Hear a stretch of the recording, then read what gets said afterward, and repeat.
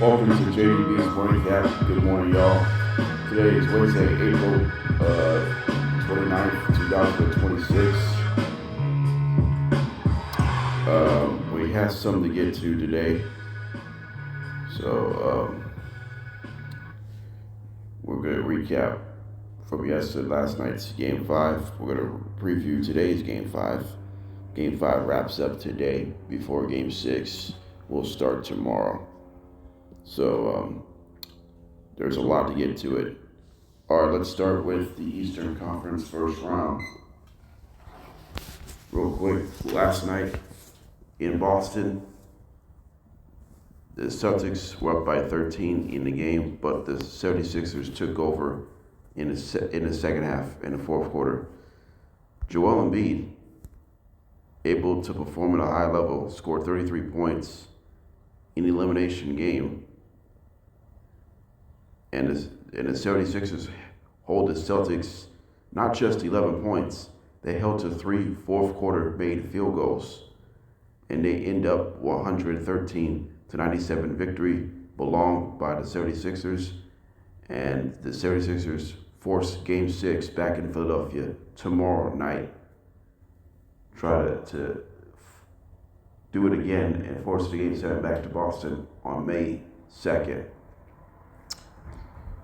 If the Sixers win tomorrow, Celtics will try again on the road.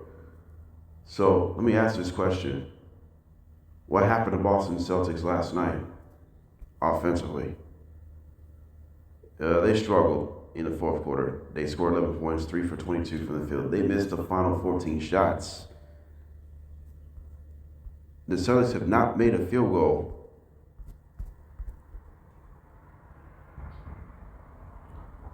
since the Keita alley-oop layup in 7:03 mark in the fourth quarter. Since that time,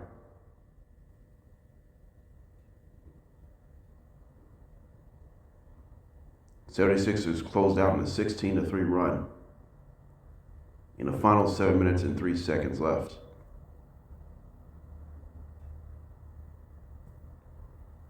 The Boston Celtics struggled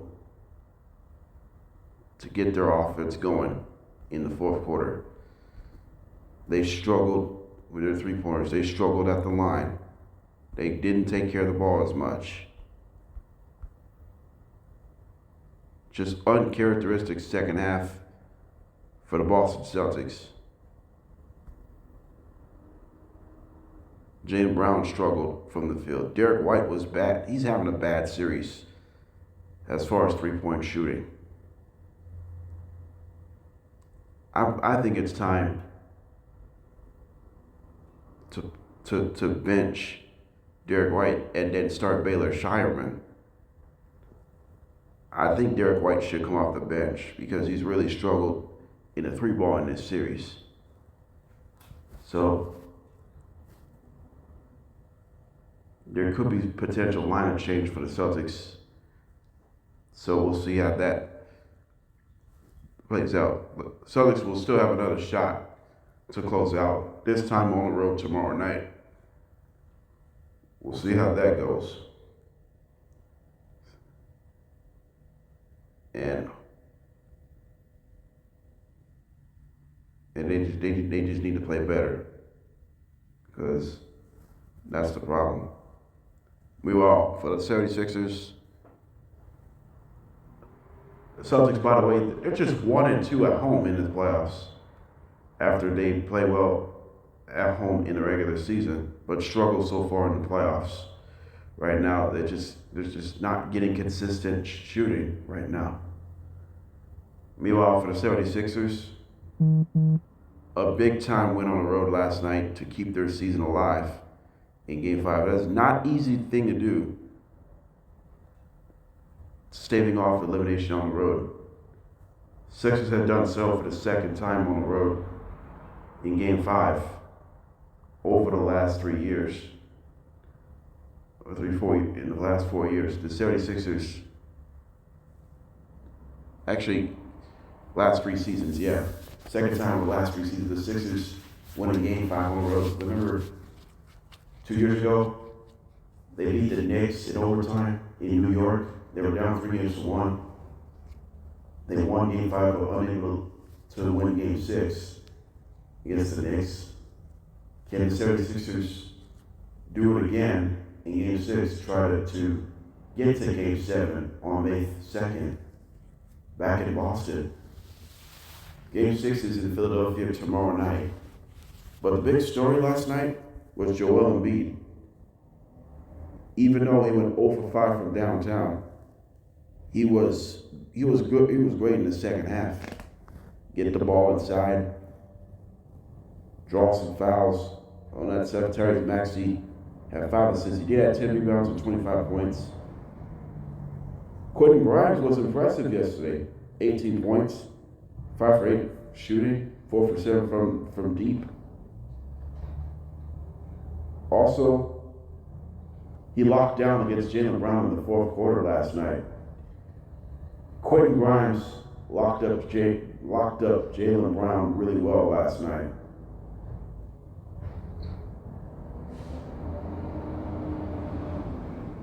So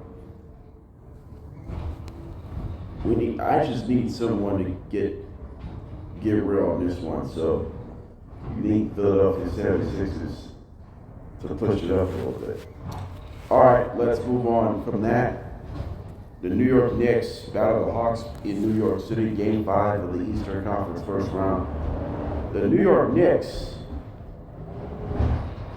Jalen Brunson with a monster 39-point performance, 3 for 5 from the field, 8 assists. Karl Anthony Towns had 16 points. OG Anunoby with 17. Jose Alvarado had 12 off the bench as the New York Knicks with another dominant victory.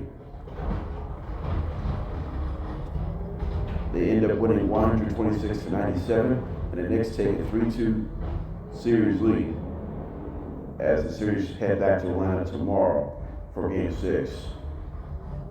So the Knicks defense continues to play well once again.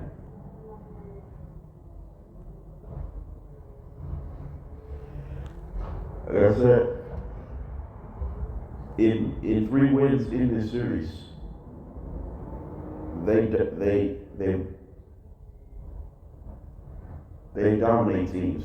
In losses, in these 2 losses, the Knicks have lost by combined 2 points. Both of those are 1-point losses. So I believe the Knicks just trying to play well enough. Yes, it has been a pretty series. They lost 2 games. They could have won in 5 games if it wasn't for one of those losses. The game 2 loss hurt them, and then losing Game 3 hurt them as well. They could have won in 5 games in this series. Instead, you got to win either 6 or 7 games. So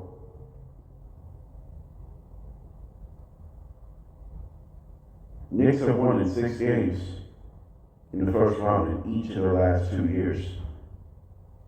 They beat the Sixers in 6 2 years ago. They beat the Pistons in 6 last year. Will the Knicks win in 6 against the Hawks for the 3rd consecutive year in a row? Or will the Knicks try to keep their season alive and force back to New York in Game 7 this Saturday? So, meanwhile for the Hawks, the offense just struggled. CJ McCollum had a bad game, 3 for 10 from the field, 6 points. There were some contributions. Kongu had 16, Nickeil Alexander-Walker with 16, Jalen Johnson with 18, Dyson Daniels with 17. There was some contributions, but Jonathan Kuminga struggled last night, 4 for 10 from the field.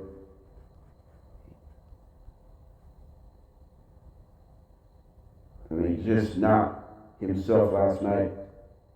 McCollum had 4 turnovers last night. Johnson also had 4 turnovers. Johnson had 3 turnovers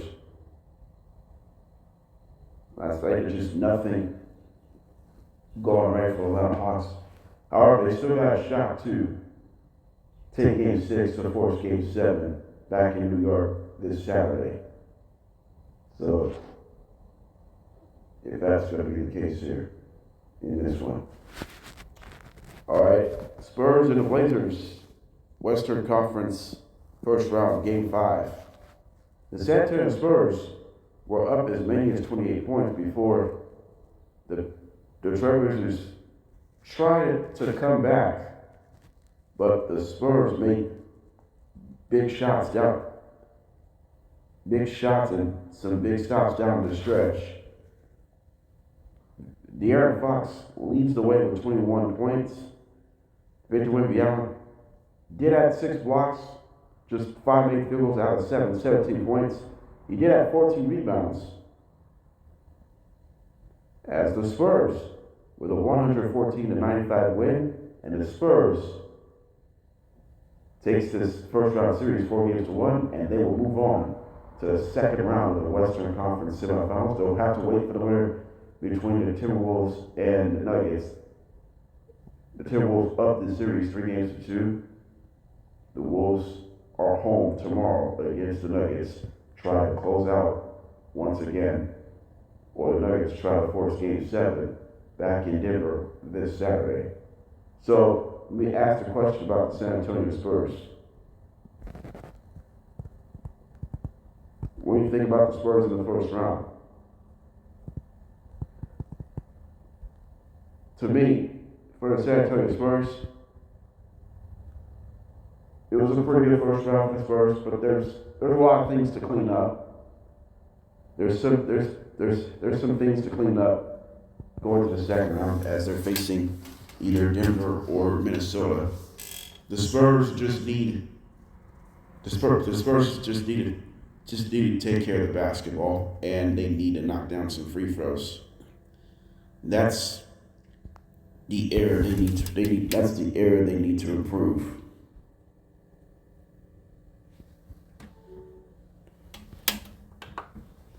That's the area they need to improve going to the second round. I think there's still a championship caliber team, but in the second round, it's going to be challenging. The Spurs could face either the Timberwolves or the Nuggets. The Spurs are 1-2 in the regular season against Minnesota Timberwolves. The Spurs are 1-3 in the regular season against the Denver Nuggets. They only had 20 losses the entire season, and 5 of those 20 losses were against either Minnesota or Denver. They had combined just 2-5 against the Nuggets and Timberwolves. Both were in the Northwest Division opponents. So this could be important. So if the Spurs could at least get out of the second round, if you face Minnesota, I think Spurs could win in 4, 5, 6 games, because Minnesota has won 3 games in their series against Denver. They played them tough in this series. If it's Minnesota and San Antonio, they're going to play the Spurs tough. But I'm confident that San Antonio can still win the series and move on to face either the Thunder or the Lakers or the Rockets. So we will see how that goes here. But for the Trailblazers, even though they lost in 5 games against the Spurs, I'm really impressed about this Blazers season. Danny Avdia led the way at 22 points. So I'll talk Danny Avdia in just a moment. I like the fact that the Trailblazers this season has been. This season has gone pretty good forwardly for the Trailblazers. This season has been much better. even without Damian Lillard for the entire season. Even Johnson Billups was charged for a gambling violation. Tiago Splitter has done a very good job just put this team together. The Trailblazers have done some incredible things. I mean, this is all really happens in this one round. But for Deni Avdija, what a season he's had. He came up short of most improved player, was won by Nickeil Alexander-Walker. He was an all-star this year.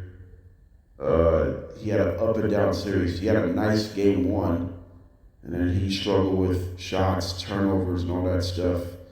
But there's some improvements for Avdija, with Lillard coming back next year.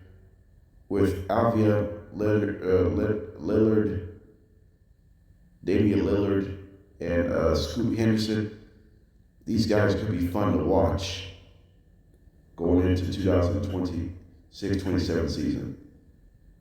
So, congratulations to San Antonio Spurs, moving on to the next round of the Western Conference semifinals. All right, so let's talk about the NBA Rookie of the Year. The NBA Rookie of the Year was won by Cooper Flagg. Cooper Flagg wins the NBA Rookie of the Year. Despite he missed time with the injury, he came back and he's still one of the best. He's still the best rookie in the NBA. He finishing the rookie season 21 points a game, 6.7 rebounds a game, and 4.5 assists per game. He shot 47% from the field. So a solid rookie season. He beat out Con Canepo, his former Duke teammate.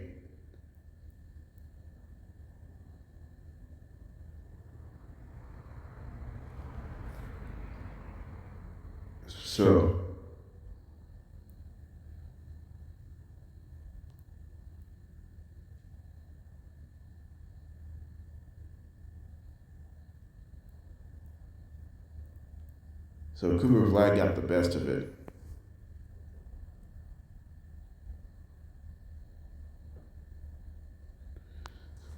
Do you think Cooper Flagg deserves to be the best? Deserve to be the star of this team and stars in the NBA? I hope so. I think Mavericks will be much better in the next few years.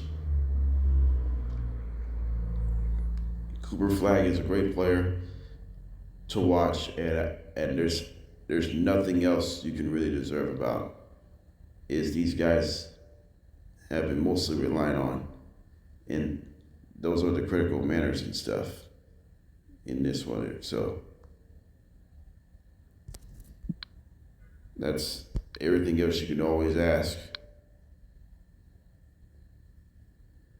But it does really help to get that going in this one there. All right, so let's move on to that.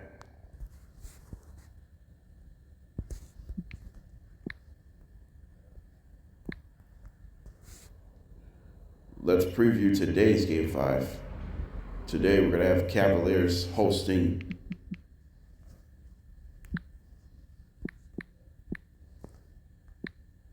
the Raptors with a series tied at 2 apiece.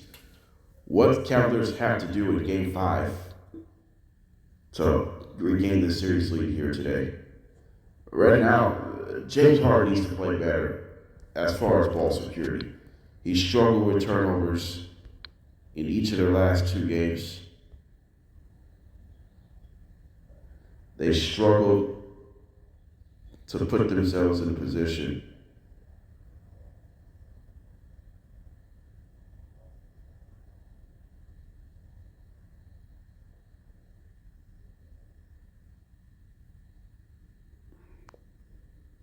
so You do not want to make this thing happen. For the Cavaliers, you got to get your offense going. You got to get your offense going, because you really struggled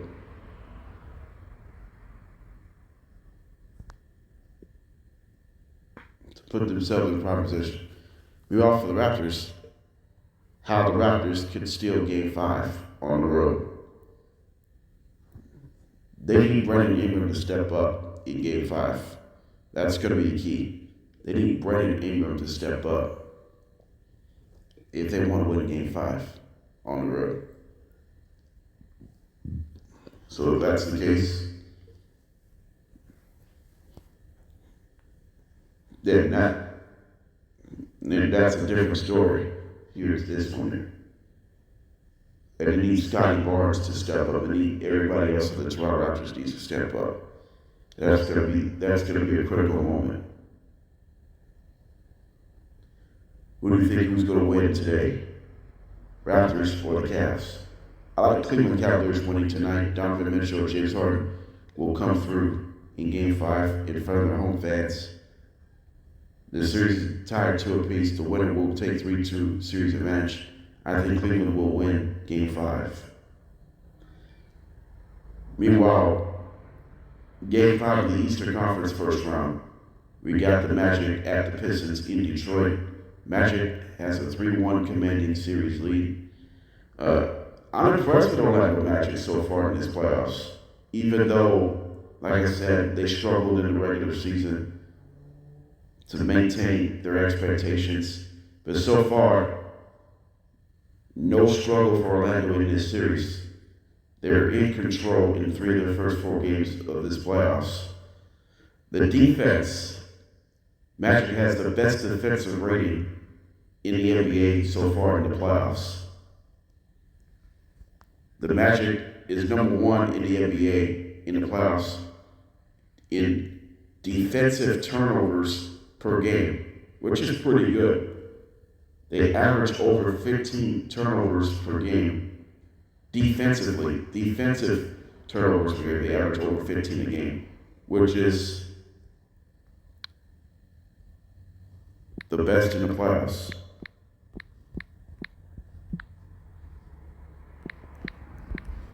So, the Pistons have really struggled to take care of the basketball.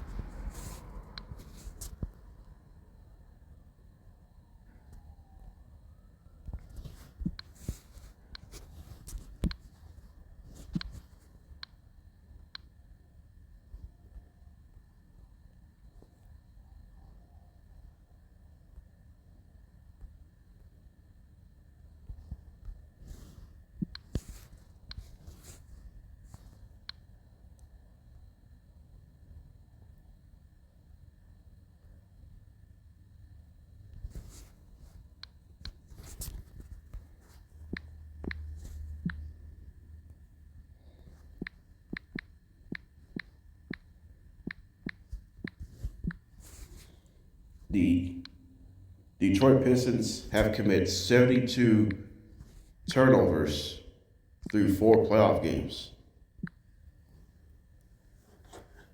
I take that back. The Pistons have averaged 18 turnovers a game through 4 games. That's the most turnovers by the top seed in each conference in NBA history. That's at the minimum of 4 games. That's the most turnovers by any top seed through 4 playoff games in NBA history.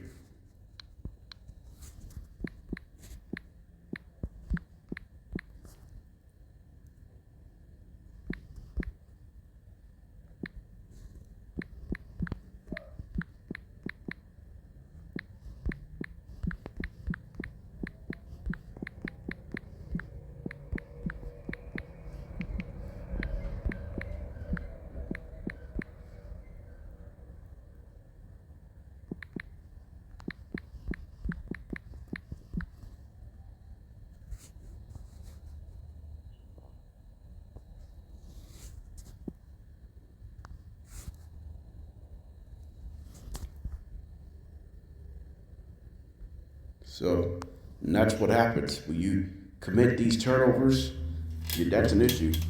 The Pistons have committed 72 turnovers through 4 games. That is inexcusable. And the Pistons on pace for 115 total turnovers. That might be the most of the best in the best of 7 era. That would be the most turnovers in a single series in the best of 7 era. That's not the position you want to be for Detroit. If Detroit wants to win Game 5, take care of the basketball. Cade Cunningham struggled with his turnovers. The Magic defense has been great in the playoffs. It hasn't been. The Magic defense in the regular season wasn't their best at times in the regular season, but they've been much better in the playoffs. That's completely shocking to me. So how Detroit can stave off the elimination here tonight with Orlando with a 3-1 advantage in the first round series, they need to stop turning the ball over. They need to stop missing free throws. It's been killing the Pistons this postseason. I mean, Cade Cunningham's collapsed lung might prove it costly because of that. Who do you think who's going to win Game 5, Magic or Pistons? I think Detroit wins tonight. I think Detroit Pistons will win tonight to keep their season alive. Hopefully that's the case. And then if the Pistons need to come back from 3-1 down. If they can do it, they got to show a shot.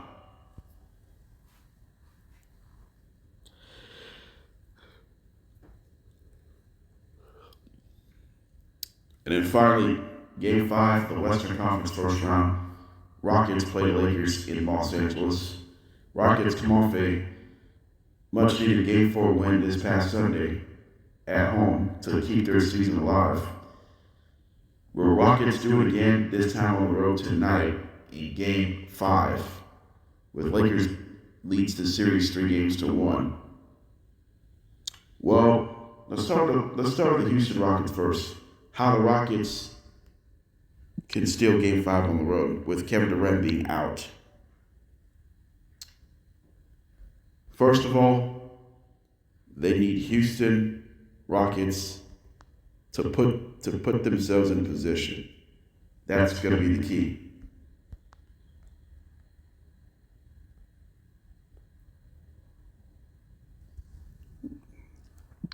It's going to be critical because of that. You just don't need everybody to get back in it. Because Houston,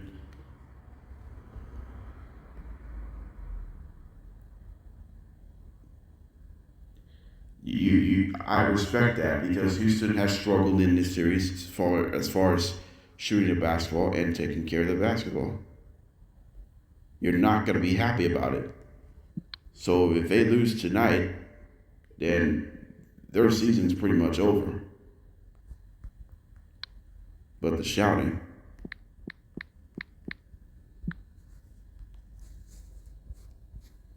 if that's the case, so you might earn yourself here. Meanwhile, for the Lakers, what Lakers need to do to close out, they did not close out properly on the road in Game 4 last Sunday. This time you're back home trying to take this series. If Lakers win tonight, they'll play the Thunder this Sunday. So hopefully that would help themselves out in this one. Rockets could force Game 6 back in Houston with a win here tonight. So Lakers committed way too many turnovers in their last game. So hopefully they just need to get better at this point on. Who do you think who wins tonight in Game 5?